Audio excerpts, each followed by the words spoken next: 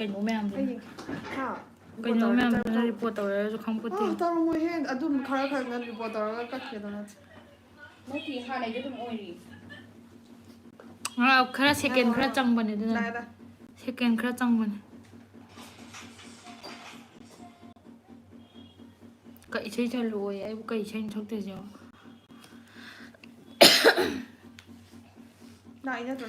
ꯌꯣꯏꯕꯨ ꯌꯣꯍꯦꯟꯕ ꯅꯄꯥꯔꯤ ꯑꯩꯈꯣꯏꯅꯤ ꯅꯪꯒꯤꯗꯃꯛ ꯍꯤꯡꯂꯤꯕ ꯅꯃꯣ ꯑꯩꯈꯣꯏꯅꯤ ꯃꯩꯇꯩ ꯏꯆꯅꯨꯅꯤ ꯅꯪꯒꯤꯗꯃꯛ ꯂꯦꯞꯂꯤꯕ ꯊꯥꯏꯅ ꯁꯛꯏꯗꯨꯗꯤ ꯑꯩꯈꯣꯏ ꯁꯤ ꯁꯛꯂꯛꯏꯀꯣ ꯑꯩꯈꯣꯏꯅꯗꯤ ꯁꯛꯂꯛꯇ ꯑꯇꯣꯞꯄ ꯍꯥꯎꯁꯅ ꯁꯛꯏꯀꯣ ꯀꯩ ꯍꯥꯎꯁꯅ ꯅꯪ ꯂꯥꯛꯇꯦ ꯑꯉꯥꯡ ꯑꯣꯏꯅ ꯁꯤꯁꯇꯔ ꯃꯌꯥꯝꯅ ꯁꯛꯈ꯭ꯔꯕꯅꯦ ꯁꯤ ꯏꯁꯩꯁꯦ ꯑꯅꯪ ꯄꯨꯝꯕ ꯀꯔꯤꯃꯠꯇ ꯊꯤꯔꯣꯏ ꯏꯃꯥ ꯑꯩꯈꯣꯏ ꯅꯨꯄꯥ ꯂꯥꯛꯑꯦ ꯑꯝꯇ ꯌꯦꯡꯉꯣ ꯄꯛꯇꯦ ꯍꯥꯏꯔꯛꯏꯁꯦ ꯑꯩꯈꯣꯏ ꯅꯨꯄꯥ ꯂꯥꯛꯑꯦ ꯄꯛꯇꯦ ꯍꯥꯏꯔꯛꯏꯁꯦ ꯑꯝꯇ ꯌꯦꯡꯉꯣ ꯁꯤ ꯂꯩꯔꯤꯁꯦ ꯁꯤꯝꯁꯨ ꯀꯩꯅꯣ ꯀꯃꯦꯟꯁꯦ ꯑꯩꯈꯣꯏꯗꯁꯨ ꯊꯣꯛꯇꯥꯏꯅꯦ ꯑꯩꯈꯣꯏꯅ ꯌꯦꯡꯉꯁꯨ ꯊꯣꯛꯇꯤꯌꯦ ꯑꯗꯣ ꯀꯩꯒꯤꯅꯣ ꯈꯪꯗꯤꯌꯦ ꯊꯣꯛꯅꯕꯅꯤꯗ ꯃꯤꯅ ꯌꯦꯡꯕꯗ ꯊꯣꯛꯇ꯭ꯔꯤꯁꯦ ꯀꯩꯒꯤꯅꯣꯕ ꯑꯩꯁꯨ ꯈꯪꯗꯦ ꯍꯥꯏꯕ ꯏꯁꯩ ꯍꯩꯀꯣ ꯑꯁ ꯍꯩꯇꯦ ꯒ꯭ꯌꯥꯟ ꯇꯥꯗꯦ ꯀꯗꯥꯏꯗ ꯁꯤ ꯑꯣꯟ ꯇꯧꯒꯦ ꯑꯩ ꯍꯩꯇꯦꯕ ꯑꯝꯇ ꯁꯤꯃꯨꯛ ꯂꯥꯎꯕ ꯃꯣꯏꯁꯨ ꯎꯖꯅꯕ ꯀꯃꯦꯟꯁꯦ ꯃꯤꯅ ꯎꯗ꯭ꯔꯤꯁꯦ ꯀꯃꯥꯏꯅ ꯁꯦꯝꯒꯦꯁꯤꯅꯤ ꯅꯪ ꯎꯕ꯭ꯔꯣ ꯅꯣꯏꯒꯤ ꯅꯣꯏꯒꯤ ꯀꯩꯅꯣ ꯇꯧꯔꯝꯃꯣꯏ ꯑꯗꯨꯗꯤ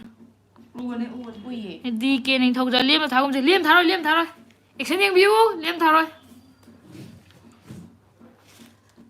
ꯃꯥꯏ ꯄꯥꯛꯀꯨꯝꯕꯅꯦ ꯍꯥꯏ ꯒꯨꯗ ꯏꯚꯤꯅꯤꯡ ꯁꯤꯁꯇꯔ ꯁꯨꯔꯁ ꯃꯥꯡ ꯒꯨꯗ ꯏꯚꯤꯅꯤꯡ ꯁꯨꯔꯁ ꯕꯤꯒ꯭ꯌꯥꯟꯗ ꯁꯤꯡꯄꯤꯕꯝ ꯍꯦꯜꯂꯣ ꯁꯤꯁꯇꯔ ꯍꯦꯜꯂꯣ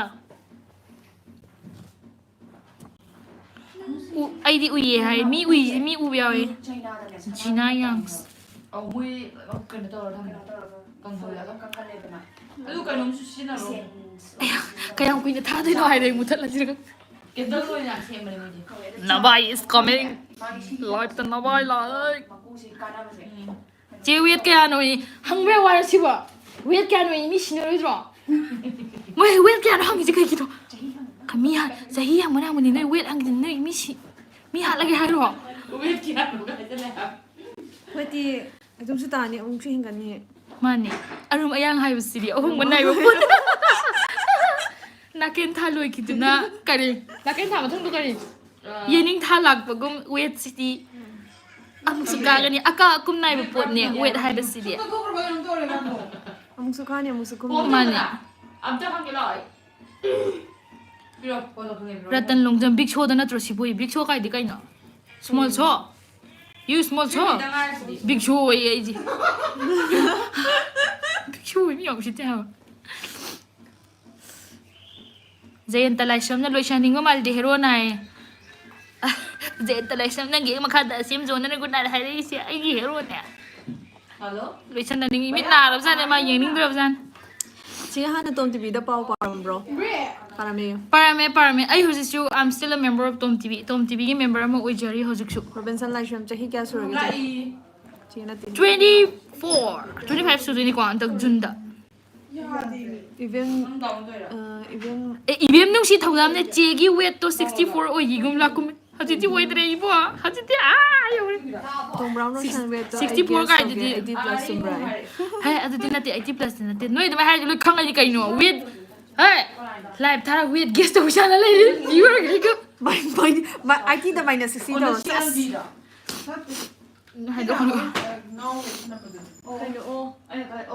ꯆꯦ ꯚꯤꯗꯤꯑꯣ ꯁꯦꯝꯃꯨ ꯚꯤ ꯀ꯭ꯔꯤꯌꯦꯁꯟ ꯁꯦꯝꯃꯛꯀꯦ ꯍꯌꯦꯡ ꯊꯥꯔꯒꯦ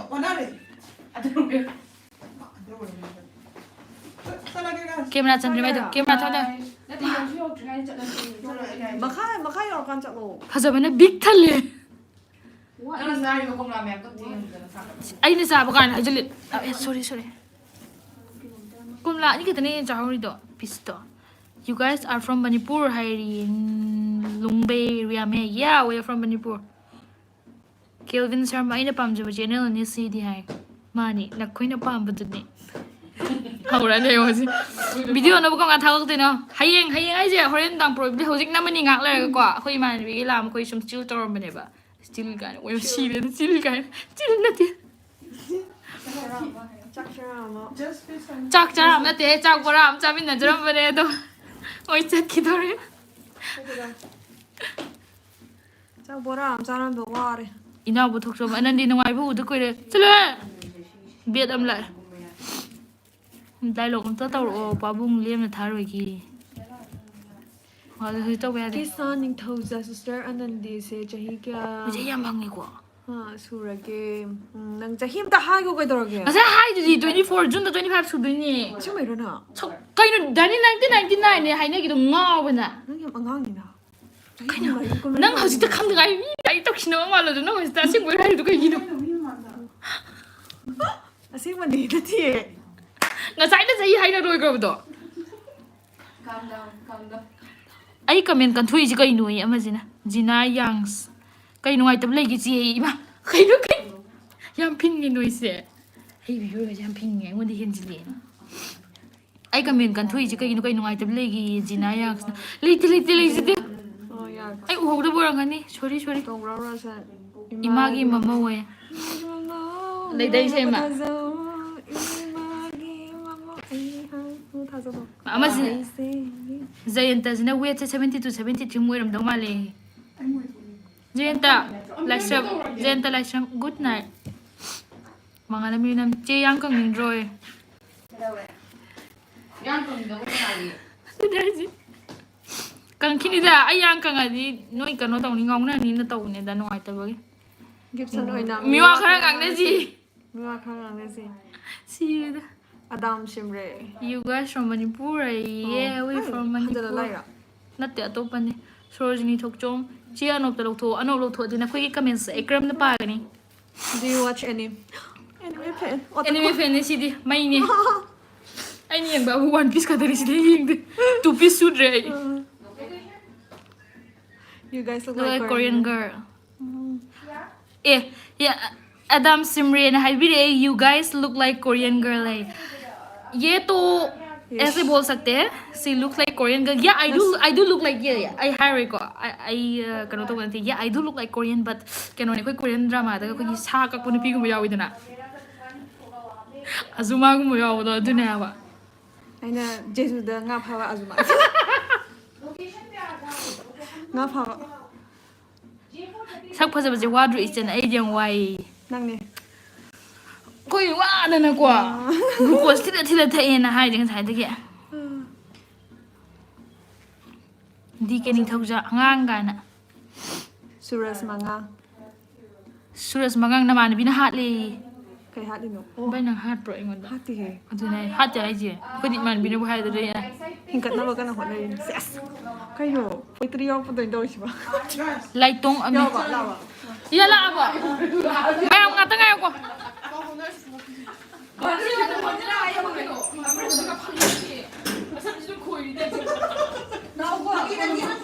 bai sa do ai di to ke ba adu la kuntra di amal le mi ani ki la kuntra ai je bye bye hasan chalo tu ni 너 통들어 나니라 통들어 까라 너 착한데 왜 밀라해 통들어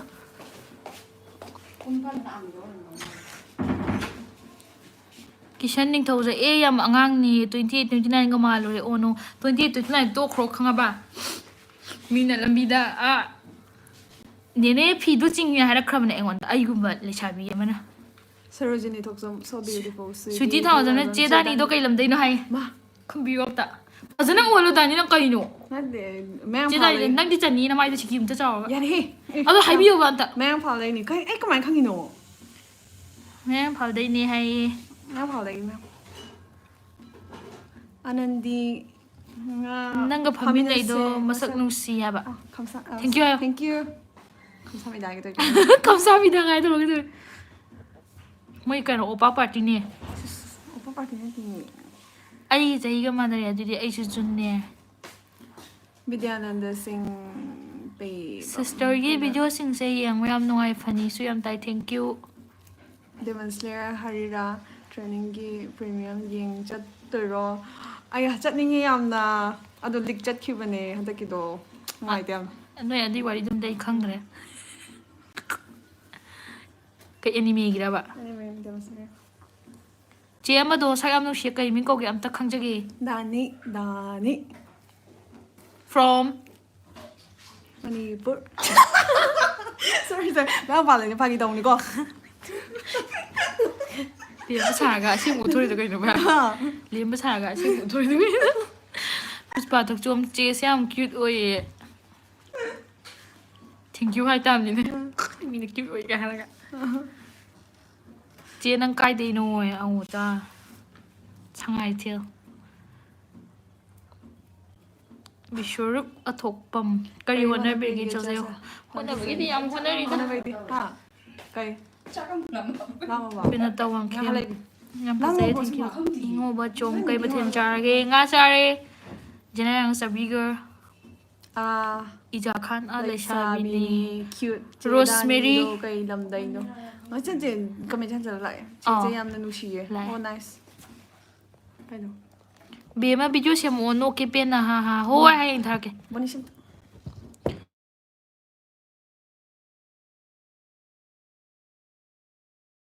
Dato. che bi de toina khara thagal o yeng yam noi toin thag ba ding ngam moi ta seng na do dum thagal Kai no. ngam khai gi dialogue tu ta ai ki je ye yam ki je me am tu 그래야. sei solo na Delhi ka wai na no mo theng na kam to no me jing no tani no hai me ki ji go to ko mi ga tani ko Wai dei as hangar harage. kai no 어디 할 때? silai ji di Asini bisi bek ndo am chak mani ni. phare ai na sai de phase har ga Langda wam da. soram gomte sister ai masa khang bro khang di Anandi Lei se yam ngauze yam phazai ko. kala je nang bai tu tok si da ba kami kai di Ma ge is this da asingwani e phagi ro. Injection thong nam tho.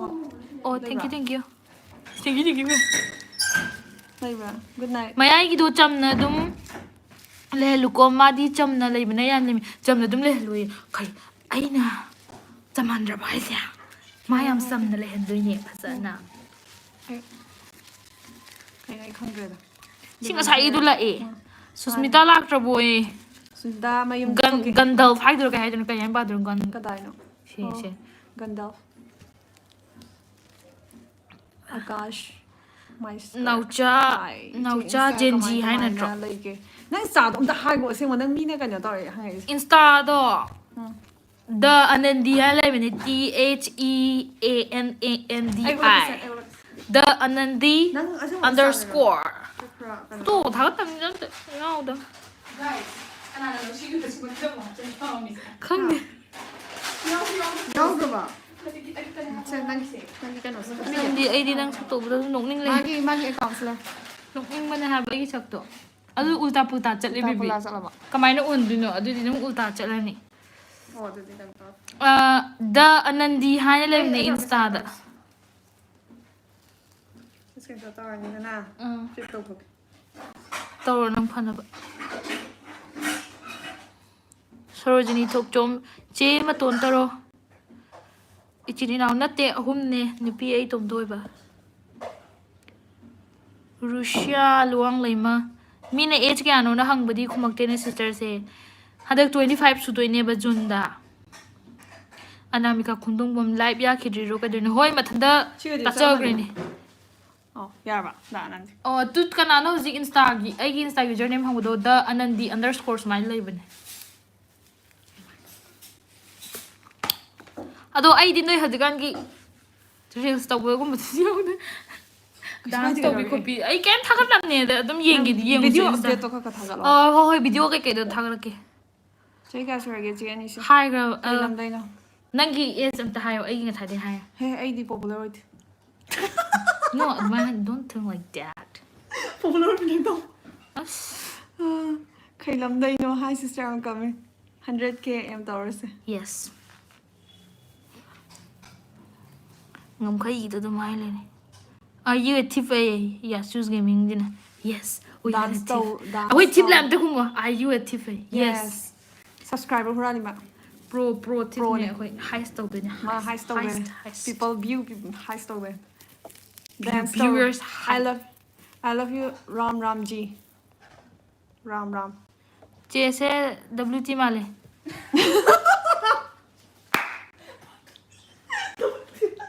Nang ban mali tut. Miun ma ba ha. ไอ้จีนบ้าเฮาปะเนี่ย WT ไอ้ตีใจเป็น WT ma ga tut. Where are you from Hai to. เจ๊จักจ้าเราบ่จ้าเลยงานทงบ่ Hi แม่พาใกล้ๆไว้เดี๋ยวฉันขันจะเลย 에 매 가 시리아 해 도. มาเสียมโอ้ 시험지라 기회니 에 시험도 혹시라. เสียมว่าบะ 시험하게 서 컬러가 interesting ไว้นะจัก 스타브 sakshar. 해보니 해 가나 룸폰 웹. ลุงพูนวิสโอ้กันโน่นนี่กันโน่นนี่สแตนดาร์ดมาต้อง 가나노. 가나노 보니까 이제 กันสแตนดาร์ดมาต้องก็โดน 피로는 바로 น้ำปลาเนี่ยไอ้ไม่มามีแล้วก็ออกเลย 또 가나노 룸폰 웹서 가나노 하이로 닝징드레. ตัวชิเจ 서울로 행. कई आनंदी लई कई लमदैनो हारगा सुटी थानाव जमजनो lump คุณ हंगे พูดวันเดียวสิ 상하이 Thiel 아이고 비슈아 미터 나더라 ชอบจ้ะ 가스근데도 나때 해 시원하노 강디 해 아이 마사 까고 그래 ไอ้นางก็จะทิ้ง 나이 돈 복비 퍼제비 너무 까이데노 아스 sorry 잼데 บัง 방해 ไอ้จ้าจังหวะ 상하이 텐데네 강대 아코이디 매아이기도 도미 행가 레저라게 마삭세 잉잉 라웨 하이바 예행보다 밑 톰바 하이도 아시니 너희 아이 따이만 미아도 레포토라디 너희 อย่าเลยบายคำสั่ง 야돼 막 울피기도 야돼 우발레테 깔라노 바이러스 I'm so sorry 바이러스 WT 좀 예행보다 니 웃게 야돼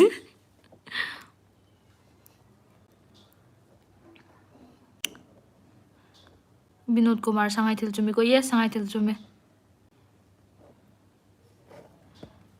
복싱 산업이 이제 กูชิมเลยอ่ะไอ้หลักไง 서포트니 나오기 누시베네 비디오 khara thagalo toina russia luang le mena hoi thagalake hain dagale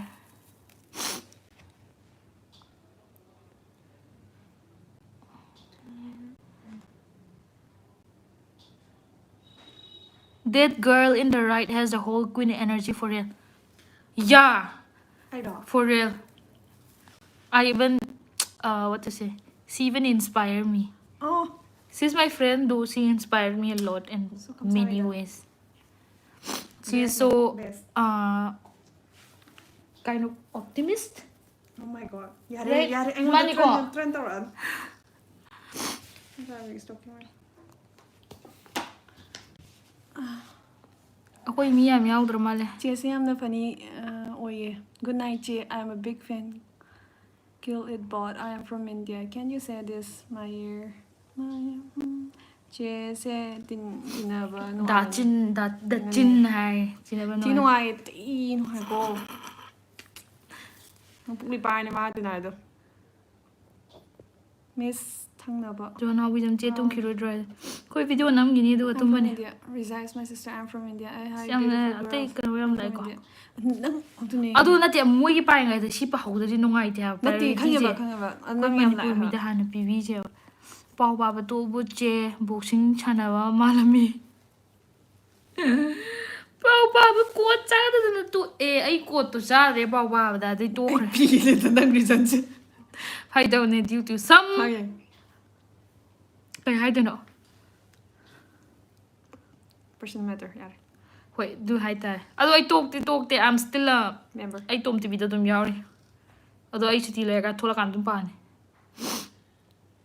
what a glow namaste I'm from India hi I'm from India jesse yamna bazaye thank you how ma lengan bin ne you are saying but why so Eh. cute how ma lengan bin nang mustafa na ngai hora bani What's it? mustafa ma lengan bin nang no ai na palu ko ta hora bani Anandi nang se anandi nang gina mane bidu kai mi ko gya ba Oh. dani Dani vidyalakshmi mayum SBI maya going imphal ming kaw kai hai no kai gyan ta dre de bye aigi address vidyalakshmi ga hare je bidan biya ai kana ba mi ngan tharo ba si lumfu on with this kai no na class kya mota mong ba hal na ba koi bes na ta ba ba ai maming do fasan ni ai ming shulalem ma to ka fo gi bedan I'm coming I'm social tan kan pian This is what love from silchar kasar che manipur la ko thengna se hoi thengna se la o Antanolo Jesse Lafour I made both. Shudi thao jam na hai che dim tam pro dim tam me first sem bo kara me du tu e Dim tama iko. tam me ka sam pa le mi sta khuni che insta do amadi khangri nang ye thai go insta Oh, nang ni hangai che as I insta ti phangoi. And the Dani na like ba do underscore yam yaw. ai dum chong yo ma ni da follow to da dum thi ro Ti hang. manipur or askana Rajkumar tum bache chakra bu char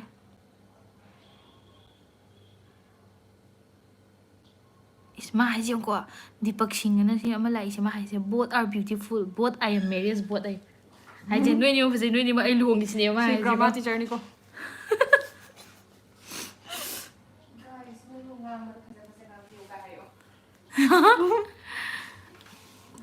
che noi na Rustam lai sham na nge che noi na man mi se kai thabak tau gi Thabak law. Yam saw am taw.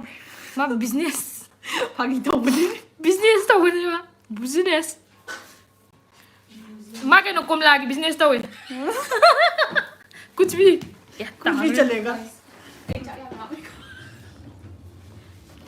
I meet you guys Deepak Singh ji I meet you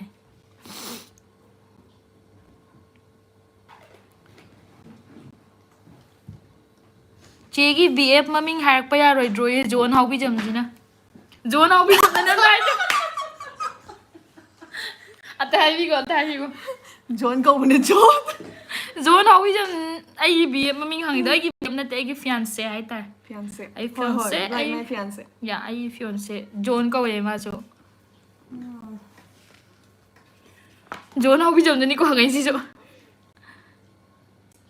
I see it. Rajkumar to chegi BF lai bro lai te ai hoi ai fiance ne ba lai e ba BF na tra Kom na sai mo. Cheda ni gi IG ka mai lai ge ye now cha Gen Z Cheda ni gi IG ka mai lai ge Cheda ni gi IG do Underscore Dani na like bane do ti phangoi. koi underscore kang bu ne underscore kang bu ne koi Underscore kang bune.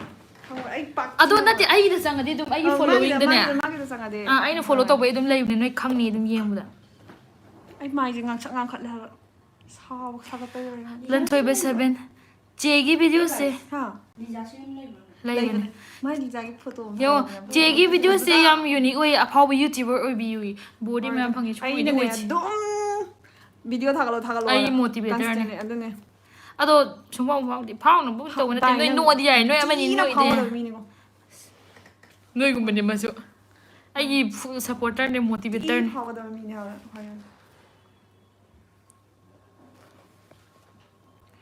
sigi Gandalf fiber sinai lungfuon wheels ti block tau dai ni video da yengoi Ah, tau. Tau ba? Tau thagat kum tau. Ai rinse da amu thena. I'll connect with him later on so Nam yam chat pane. kari mathen jarage nga jare Rajkumar sister Anandi me ai gi do kha pi jau mayang yam thi kang ni yeng budi nungai re but amuk ka hena nungai na ba kha body boost up tawi kaino ma booster ka pa yani Phet oina ka pa. ai phe to ne to duri mon da Bora. both our system support ai Deepak Singh jin maro la Kai system no. English la li ne nga sai da gi both are I love marriage both kai to dong sai da gi Ah. salai production che su silchar do koi ro ai akoi ini em lai koi ke budi khalli bani You live so cute. Kai ai to. Your lips so cute. Man, your lips are Chiman.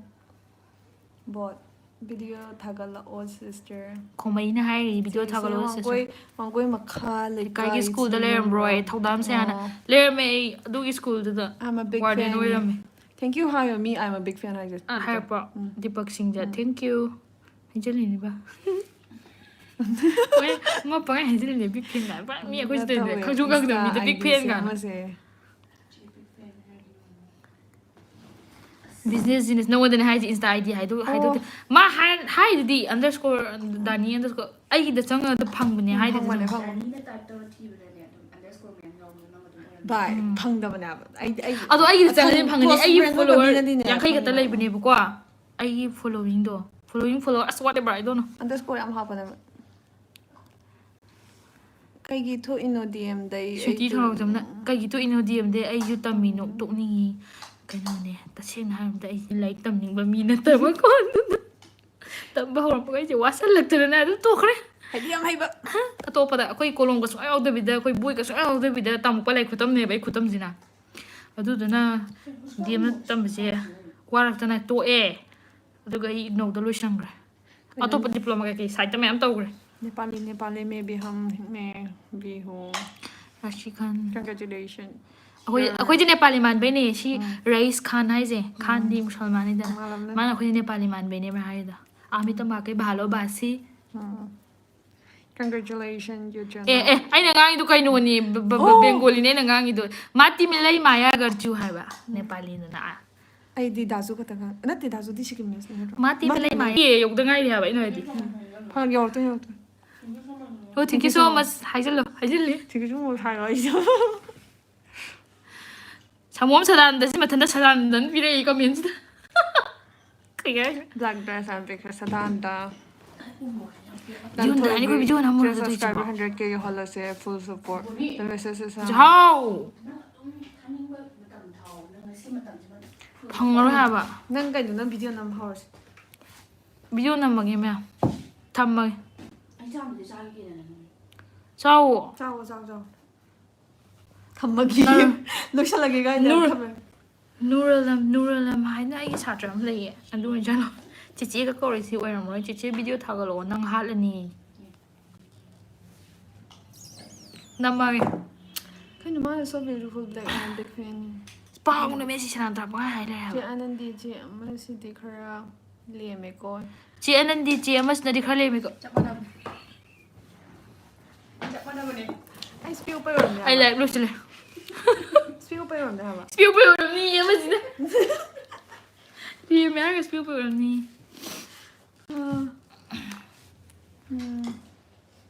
ꯃꯥꯟꯅꯗꯕ ꯃꯤ ꯇꯤꯟꯅꯒꯗ꯭ꯔꯥ ꯆꯦ ꯍꯪꯉꯣ ꯑꯅꯟꯗꯤ ꯃꯥꯅꯦ ꯇꯤꯟꯅꯩꯁꯦ ꯍꯥꯏꯔꯦ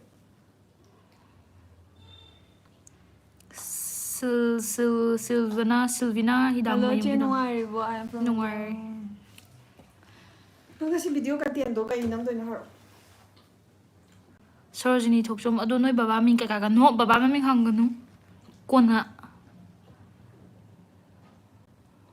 ꯅꯪ ꯌꯦꯡꯉꯣ ꯍꯥꯏꯕ ꯕꯕꯥ ꯃꯃꯤꯡ ꯍꯪꯉꯛꯏꯅꯣ ꯀꯩ ꯆꯦ ꯀꯥꯟꯅꯕ ꯚꯤꯗꯤꯑꯣ ꯑꯅꯧꯕ ꯍꯥꯞꯄꯤꯔꯛꯑꯣ ꯍꯥꯞꯄꯛꯑꯒꯦ ꯂꯣꯏꯁꯤꯜꯂꯁꯦ ꯃꯌꯥꯝ ꯂꯨꯝꯐꯨ ꯑꯣꯟ ꯋꯤꯜꯁꯇꯣ ꯑꯃꯨꯛꯀ ꯀꯣꯃꯦꯟ ꯂꯥꯛꯑꯦ We were batchmates, but we were on different section, and I'm using an alias, so she can't recall me. Already nang oire hairkatini. Haiduni dubudi. Haiduni. Mana si mami asengbujo hatti photos bazana uti adunani. ꯅꯠꯇꯦ ꯀꯥꯏ ꯇꯝꯃꯛꯄꯅꯣ Luang explorer bat khaishoni. Chakchare.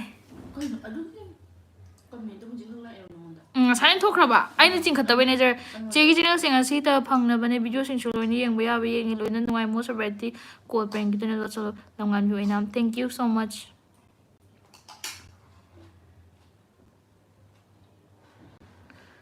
Delhi থাকতেই ভালো আছে না মণিপুর থাকতে ভালো আছে কোনটা ভালো আছে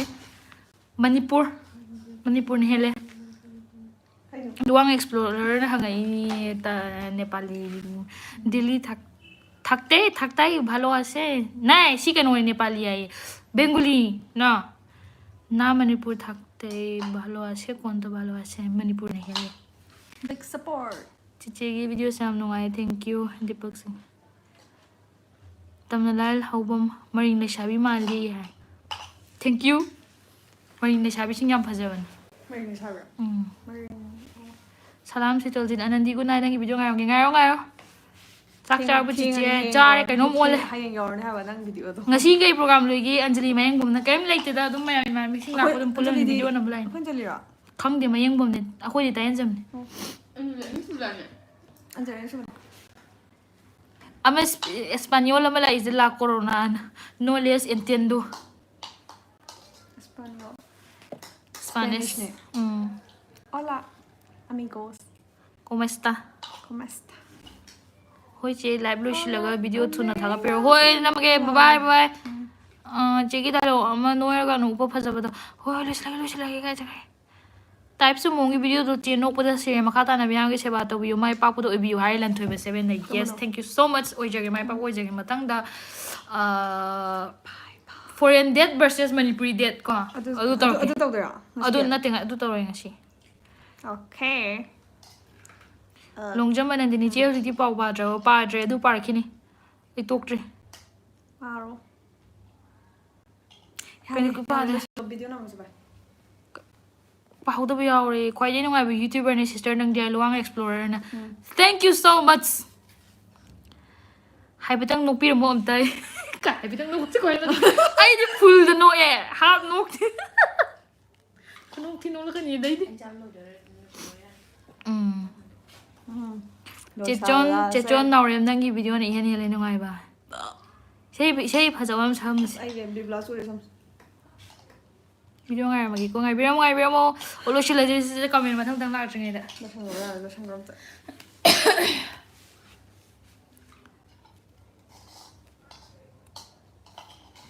ꯚꯤꯗꯤꯑꯣ ꯉꯥꯏꯔꯦ ꯅꯝꯃꯒꯦ ꯂꯣꯏꯁꯜꯂꯛꯑꯣ.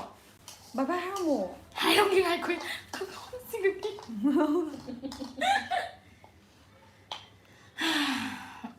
ꯅꯪꯗ ꯄꯥꯕꯤꯌꯨ ꯅꯪꯒꯤ ꯏꯁꯩ ꯑꯃ ꯇꯧꯕꯗꯣ ꯁꯛꯑꯝꯃꯣ ꯁꯛꯑꯝꯃꯣꯌꯦ ꯚꯤꯗꯤꯑꯣ ꯉꯥꯏꯔꯦ. ꯀꯩ ꯏꯁꯩꯅꯣ ꯃꯣꯏ ꯍꯥꯏꯁꯦ ꯑꯁꯅ ꯂꯩꯕ ꯑꯁ ꯑꯗꯨ ꯑꯗꯨ ꯑꯣꯏꯔꯝꯅꯤ.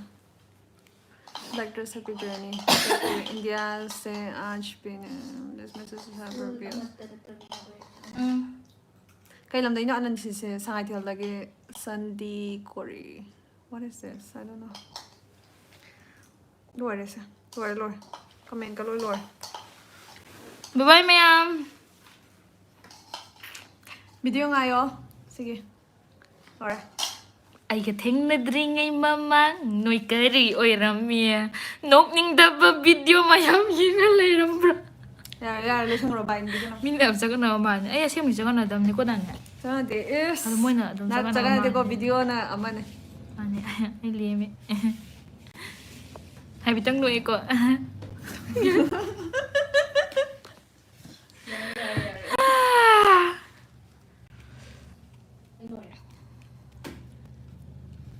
ꯂꯣꯏꯁꯟꯈ꯭ꯔꯣ ꯌꯥꯔꯦꯕ.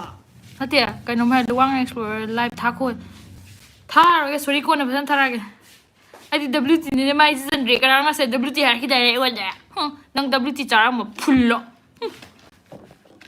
ꯅꯤꯔꯟꯖꯟ ꯊꯥꯡꯖꯕ ꯍꯧꯖꯤꯛꯇ ꯑꯅꯟꯗꯤ ꯀꯧꯔꯛꯑꯦ ꯕꯕꯥꯏ ꯃꯌꯥꯝ ꯂꯣꯏꯁꯤꯜꯂꯒꯦ ꯚꯤꯗꯤꯑꯣ ꯅꯝꯃꯒꯦ ꯊꯥꯒꯠꯂꯛꯅꯕ ꯊꯝꯃꯒꯦ ꯂꯥꯟ ꯉꯥꯏꯕ ꯑꯩꯈꯣꯏꯁꯨ ꯅꯪꯒꯤ ꯐꯥꯒꯤꯗ ꯋꯥ ꯄꯣꯊꯥꯏꯅꯦ ꯑꯗꯨꯃꯥꯏꯅ ꯍꯥꯏꯅ ꯑꯗꯨꯃꯥꯏꯅ ꯍꯥꯏꯌꯣ ꯌꯥꯝ ꯅꯨꯡꯁꯤꯌꯦ about to be on your full support channel okay ꯁꯤ ꯒ꯭ꯌꯥꯟ ꯇꯥꯗ꯭ꯔꯦ ꯍꯣꯏ ꯃꯌꯥꯝ ꯕꯕꯥꯏ ꯐꯖꯅ ꯇꯨꯝꯃꯨ ꯃꯛꯂꯥꯅꯅꯤꯀꯣ ꯒ꯭ꯌꯥꯟ ꯇꯥꯅ ꯇꯨꯝꯃꯨ ꯀꯩꯅꯣ ꯅꯠꯇꯦ ꯀꯩꯅꯣ ꯄꯟꯗꯕꯤꯗ ꯍꯥꯏꯔꯦ ꯑꯩꯈꯣꯏꯒꯤ ꯗꯤꯐꯦꯟꯁ ꯂꯩꯕꯥꯛꯄꯨ ꯗꯤꯐꯦꯟꯁ ꯇꯧꯕꯤꯔꯤꯕꯁꯤꯡ ꯍꯥꯏꯇꯥꯔꯦ ꯑꯩꯈꯣꯏꯗꯤ ꯂꯥꯟ ꯅꯠꯇꯦꯀꯣ ꯑꯩꯈꯣꯏꯗꯤ ꯂꯥꯟ ꯉꯥꯛꯄ ꯅꯠꯇꯦꯀꯣ ꯑꯩꯈꯣꯏ ꯂꯩꯕꯥꯛ ꯉꯥꯛꯄꯤꯔꯤꯕ ꯌꯦꯛꯅꯕꯅ ꯊꯨꯒꯥꯏꯒꯦ ꯇꯧꯔꯛꯄꯗꯒꯤ ꯈꯨꯠ ꯊꯤꯟꯖꯤꯜꯂꯛꯄꯗꯒꯤ ꯀꯥꯏꯈꯤꯗꯅꯕꯅ ꯂꯩꯕꯥꯛ ꯉꯥꯛꯄꯤꯔꯤꯕ ꯏꯆꯤꯜ ꯏꯅꯥꯎꯁꯤꯡ ꯃꯤꯀꯨꯞ ꯅꯥꯍꯨꯞꯁꯤꯡꯅ ꯐꯖꯅ ꯂꯩꯕꯤꯌꯨ ꯃꯇꯥꯡ ꯆꯥꯅ ꯑꯩꯈꯣꯏꯁꯨ ꯃꯇꯦꯡ ꯄꯥꯡꯕ ꯉꯝꯕ ꯇꯥꯟꯖꯥꯗ ꯄꯥꯡꯖꯔꯛꯀꯦ ꯑꯗꯣ ꯑꯩꯈꯣꯏꯗꯤ ꯂꯥꯟ ꯇꯧꯕ ꯅꯠꯇꯦ ꯃꯤꯅ ꯇꯧꯔꯛꯄ ꯂꯥꯟꯗꯣ ꯑꯩꯈꯣꯏꯗꯤ ꯉꯥꯛꯊꯣꯛꯆꯕ ꯈꯛꯇꯅꯤ ꯃꯌꯥꯝ ꯀꯥꯡ ꯆꯤꯛꯀꯅꯤꯀꯣ ꯐꯖ ꯂꯩꯌꯣ ꯕꯕꯥꯏ ꯒꯨꯗ ꯅꯥꯏꯠ ꯊꯝꯃꯒꯦ ꯀꯥꯏ ꯂꯣꯏꯆꯤꯟꯗꯨꯅ ꯊꯣꯛꯂꯛꯇ꯭ꯔꯦ ꯉꯥꯏꯈꯣ ꯍꯥꯏ ꯅꯝꯕ ꯌꯥꯗ꯭ꯔꯦ ꯀꯥꯏꯗ ꯂꯣꯏꯒꯦ ꯁꯤꯗ ꯍꯣꯏ ꯁꯤ ꯂꯩꯔꯦ ꯂꯣꯏꯒꯦꯀꯣ. ꯕꯕꯥꯏ